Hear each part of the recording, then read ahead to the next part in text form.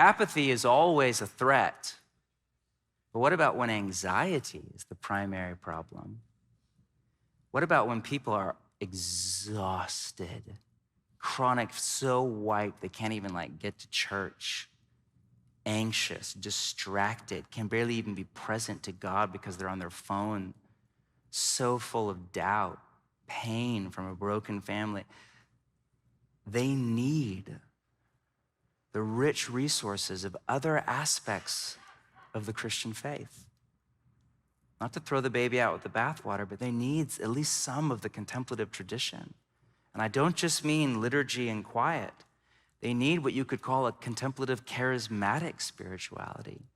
Yes, that slows them down and can quiet their mind and their body in the omnipresence of God, but that can also expose their wounds to the manifest presence of God, to find not just peace and detachment, but joy and love through encounter with God. But if we were to really try to inculcate this kind of a spirituality, it would have far-reaching implications over just what announcements people would hear every Sunday. I love that line from Nouwen in his book, Way of the Heart, which is, I think, my favorite Nouwen book. He has this, which it was written to pastors. That book's so beautiful, but go back and reread it. It's written to pastors who are facing cultural changes, even 20 years ago. And he has this amazing paragraph. Our task, talking to pastors, is the opposite of distraction. Our task is to help people concentrate on the real but often hidden event of God's active presence in their lives.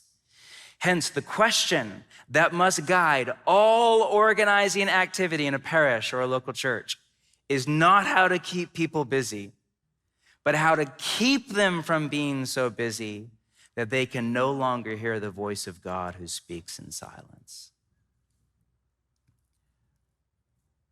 I don't want to put it into a binary, but to put it into a binary, are people experiencing your leadership and the design of your church as more busyness on top of an already exhausting life?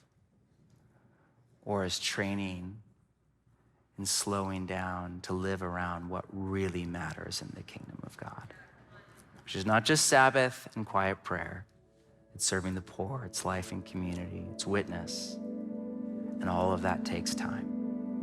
We need a renewal of a quieter spirituality.